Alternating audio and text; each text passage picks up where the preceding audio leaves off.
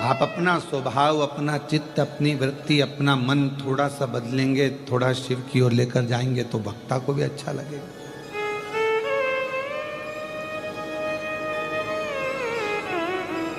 एक बार पितृलोक में से पितरों के देवता आर्यमा स्वामी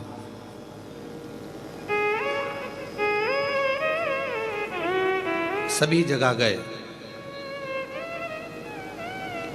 और पितरों के जो देवता हैं आर्यमा, वो हर जगह पर भ्रमण करने के लिए ब्रह्मलोक गए तो ब्रह्माणी ने उनका आदर किया, ब्रह्मा जी ने भी उनका सम्मान किया। वैकुंठ गए तो भगवान नारायण ने उनका सम्मान करा, माँ लक्ष्मी ने उनका आदर करा।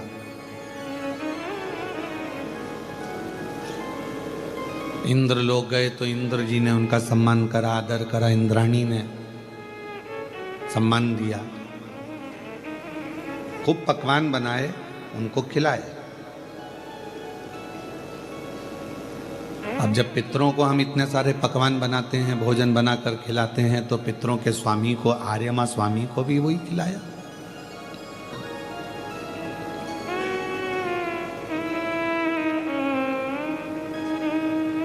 भगवान विष्णु के यहाँ भी लक्ष्मी जी ने बहुत मोतीचूर के लड्डू बनवाए और वो भी आर्यमा स्वामी को खूब खिलाए। ब्रह्मा जी के यहाँ ब्रह्माणी जी ने भी आर्यमा स्वामी के लिए खूब व्यवस्था करी, खूब सम्मान दिया। देवताओं ने खूब उनको, जिन जिन के यहाँ पर पितरों के देव, पितरों के स्वामी आर्यमा जी जहाँ जहाँ गए वहाँ सब ने सम्मान किया, सब आदर करा, खूब खिलाया। आर्यमा स्वामी चकाचक खूब पाए, पितरों के देवता है।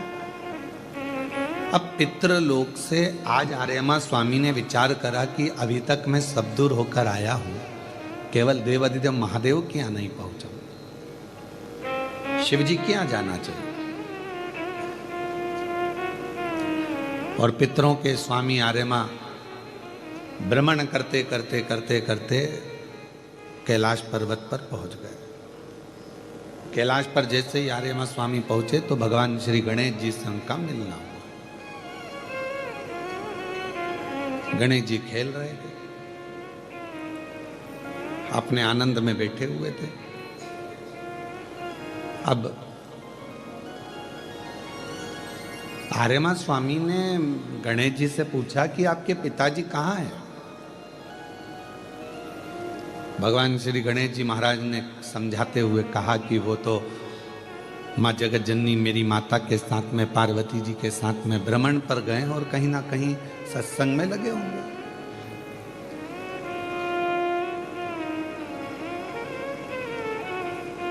क्योंकि आज का जो समय है, लोग सीखना, पुराण की कथा कहती है कि कथनी और करनी एक जैसी होना चाहिए।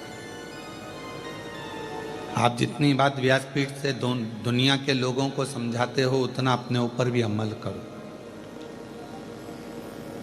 कभी चुपचाप से आप हमारे घर के बाहर खड़े होना एकांत में कहीं, और वहां जाकर देखना, जितना हम व्यासपीठ से कहते हैं कि घर के बच्चों को शंकर के मंदिर में एक लोटा जल चढ़ाने भेजो, तो आपको केवल हमने हमारी व्यासपीठ से कहा और हमारे घर के लोग ना करें, ये बात नहीं हो सकती। जो व्यासपीठ से कहा जाता है, सबसे पहले हमारा परिवार उसको फॉलो करता है और मंदिर जाना प्रारंभ करता है। हमारे घर के चाहे राघव जी हों, माधव जी हों, छोटे भाई की बेटी बिट्टो हो, ये सब, चाहे बड़े भैया का पुत्र हो शिवम, सब मंदिर जाते। बड़े भाभी होंगे, छोटी बहू होगी, भांजा बहू होगी, धर्म पत्नी होगी, सब मंदिर जाते। पास में जो मंदिर है वहां जाकर एक लोटा जल चढ़ाएंगे, बाबा का श्रृंगार, झाड़ू पोछा सब कर कर।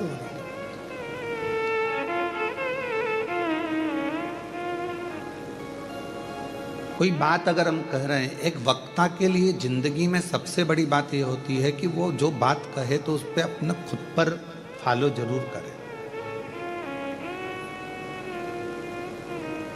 अब कोई विद्वान अगर कोई जगह पर बैठकर उसने ब्रॉडकास्ट किया और उसमें बोल दिया कि भाई सूर्य ग्रहण पड़ा है या चंद्र ग्रहण पड़ा है, चंद्र ग्रहण में 11-12 बजे दोपहर में 12 बजे सूतक लग जाएगा, तो ना कोई खाए ना कोई पानी पिए ना कोई कुछ करे, अभी ग्रहण में बहुत चला। तो जिनने बोला हम उनसे पूछे तुमने क्या दोपहर के 12 बजे से लेकर अगले दिन तक क्या पानी नहीं पिया?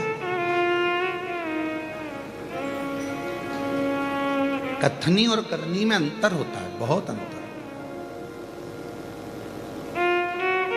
बहुत कठिन है। प्रवचन देना या बोल देना बहुत सरल है महाराज, पर उस प्रवचन को अपने ऊपर भी फॉलो करना, अपने ऊपर भी धारण करना बहुत कठिन।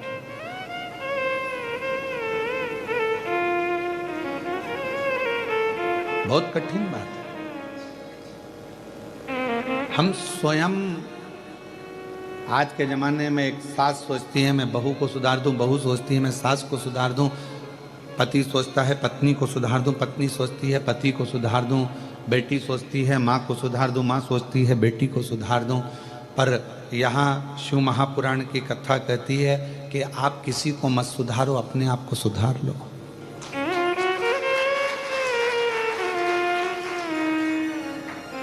फिर आपको दुनिया को सुधारने की जरूरत ही नहीं पड़ेगी। हम अपने आप को नहीं सुधार पा रहे, हम अपने आप को नहीं संवार पा रहे। दुनिया को अगर सुधारने निकलोगे तो दुनिया नहीं सुधरेगी, अपने आप को सुधारना पड़ेगा। शिव के मंदिर में पहले हमको जाना पड़ेगा। आपको हमने व्यासपीठ से कहा कि कृष्णेश्वर बाबा के मंदिर का, वहाँ की छोटी छोटी चीज़ों का जनमानस में हम प्रचार करें, तो हम खुद मंदिर में पहुँचे और छोटे छोटे वीडियो आप देखते होंगे आस्था चैनल पर शुरू में दिखाए जा रहे हैं, या हमारे इंस्टाग्राम पर या हमारे चैनल पर फेसबुक यूट्यूब पर उसको डाला जा रहा है, जिससे जनमानस में ये पहुँचे। अब हम आपसे कहकर चले जाएं कि कृष्णेश्वर मंदिर में जाया करो तो वहाँ की एक एक चीज़ का स्मरण कर कर जनमानस को बताया करो, जिससे ये 12वां जो ज्योतिर्लिंग है केवल एलोरा तक ना रह जाए, ये 12वां ज्योतिर्लिंग लोगों के दिल में आकर बैठ जाए, तो समझो कि अपने कथा का विश्वास कहता है कि इस कथा के बाद में 12वें ज्योतिर्लिंग का जो एक आनंद है, वैसे तो बाबा स्वयं ही आनंद हैं, स्वयं कृपा करने वाले हैं, पर अगर उन्होंने मेरे कृष्णेश्वर बाबा ने ये कथा यहाँ बुलाई है तो खुद के लिए बुलाई, स्वयं के लिए, या कोई दूसरे को सुनने के लिए नहीं। मेरे कृष्णेश्वर बाबा स्वयं सुनते हैं, स्वयं श्रवण करते हैं। और ये ना सोचें कि हम केवल ये ऑनलाइन कथा कर कर चले जाएंगे। जिस दिन मेरे बाबा ने फिर डमरू बजाया, अब की बार तो तुम कम हो, अगली बार 10 से 20 लाख पब्लिक के बीच में भी कथा बाज कर दो। ऐसा नहीं है कि नहीं आएंगे, ऑनलाइन बाज दी है तो बहुत हो गया, ना ना ना। जिस दिन मेरे कृष्णेश्वर बाबा ने कृपा कर दी, उस दिन फिर वही 10 लाख 20 लाख पब्लिक के साथ में, फिर वही पंडालों की भीड़ में, फिर वही आनंद के साथ कथा का रास्ता। तो जितनी बात हम कहें उतनी हम पर भी अमल।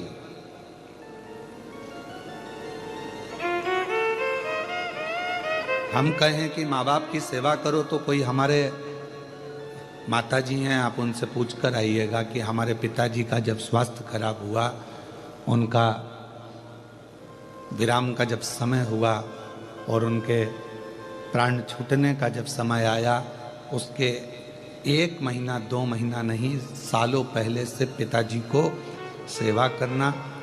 जब जब कथा में से समय मिल जाता, घर जाकर जितना समय हम घर पर रहते थे, अपने पिता को अपने हाथ से रोटी खिलाते थे। ये हमारा नियम है। अपने हाथों से अपने पिता को हम भोजन कराते थे, अपने हाथों से। क्योंकि जब हमारा बचपन था तो हमारे पिता ने भी तो हमको भोजन कराया था।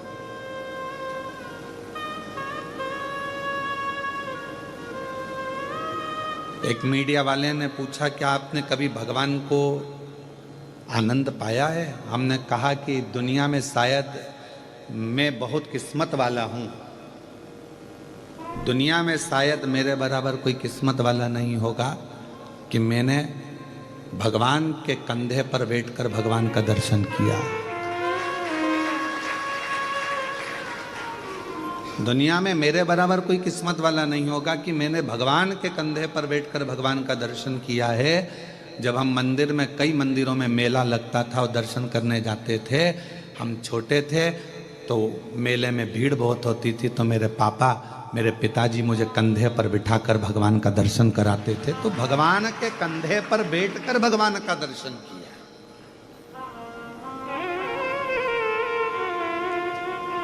पिता भगवान है, उसके कंधे पर बैठकर हमने भगवान का दर्शन किया। अनंत चतुर्दशी की झांकियां निकलती थी, छोटे थे नहीं देख पाते थे, तो पिता के कंधे पर बैठकर दर्शन करते। स्वयं फॉलो करो।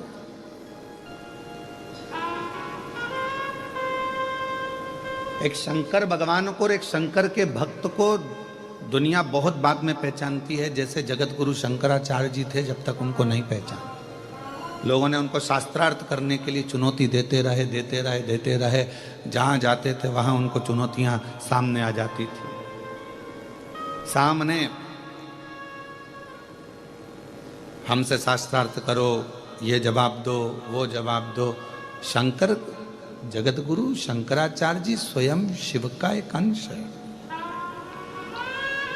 आज भी भारत भूमि की जो 4 पीठ हैं, जिन पे 4 शंकराचार्य विराजमान है, वो मेरे शंकर का एक अंश है, शिव का रूप है।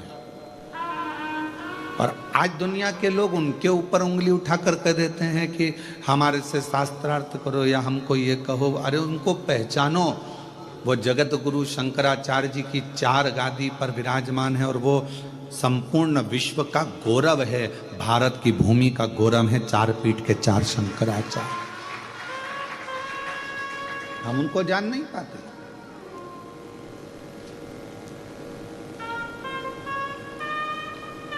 लड़ने के लिए पूरी दुनिया पड़ी हुई है, पर लड़ाई धर्म की नहीं होना चाहिए। मंदिर में पूजन कर रहे हो, वहां झगड़ा ना करें। कथा श्रवण कर रहे हो, वहां झगड़ा ना करें। सनातन धर्म को एकजुट करने की बात करें, पर आपस में झगड़ा ना करें, विवाद ना करें। बहुत सारी जगह पड़ी है लड़ाई करने के लिए। आओ मैदान में, तलवार उठाओ और हो जाओ चालू, डंडे उठाओ और हो जाओ चालू। पर सनातन पर उंगली उठे, ये ठीक नहीं है। एक सनातनी दूसरे सनातनी को अपशब्द कह रहा है, दूसरा सनातनी तीसरे को अपशब्द कह रहा है, ये ठीक का?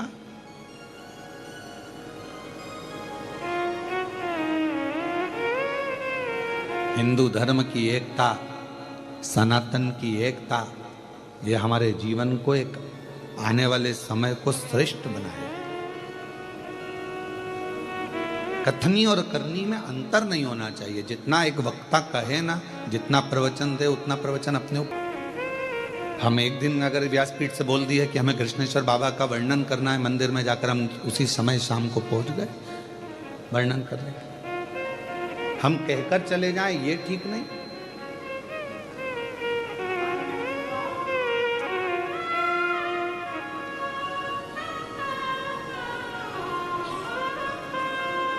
शिव को पहचानो, शंकर भगवान को जानो, शिव भक्त को जानो। पितरों के स्वामी आर्यमा जी गणेश जी के पास आए और गणेश जी ने उनसे कहा कि मेरे माता पिता तो भ्रमण के लिए गए,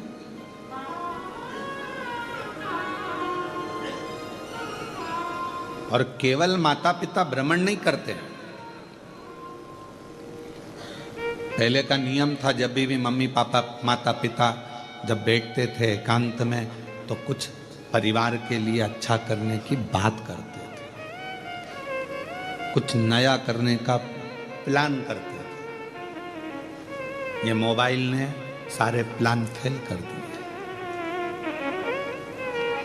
पत्नी अपना मोबाइल लेकर बैठी रहती है, रात्रि के समय पति अपना मोबाइल लेकर